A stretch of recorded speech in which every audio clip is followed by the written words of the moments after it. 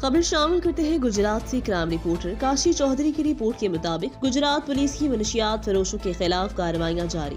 3 मुलजिमान गिरफ्तार, 3 किलो से ज्यादा चर्स बरामद, मुकदमात दर्ज।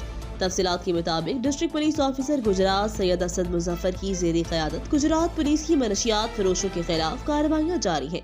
इसी सिलसिले में लेडी एसएचओ थाना डिवीजन एसआई फरजाना कौसर ने अपनी पुलिस टीम के हमरा मनशियात फरोशों के खिलाफ कार्रवाई करते हुए रिजवान सफदर वल सफदर हुसैन सिकना गुजरात को गिरफ्तार कर लिया। मुलजिम के कब्जे से 1360 ग्राम चर्स बरामद कर ली गई। एसएचओ थाना लारी अड्डा ने कार्रवाई करते हुए मनशियात फरोश अरबाज अली सिकना शादीवाल को गिरफ्तार कर लिया। मुलजिम के कब्जे से 1 किलो से ज्यादा चर्स बरामद कर ली।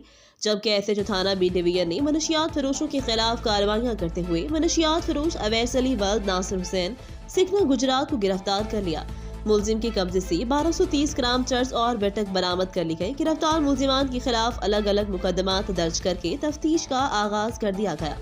District police officer Syed Asad Muzaffar ने कहा कि मनशियात फरोश माशरे का नासूर है। मनशियात का जहर बेशुमार कीमती जानें ले चुका।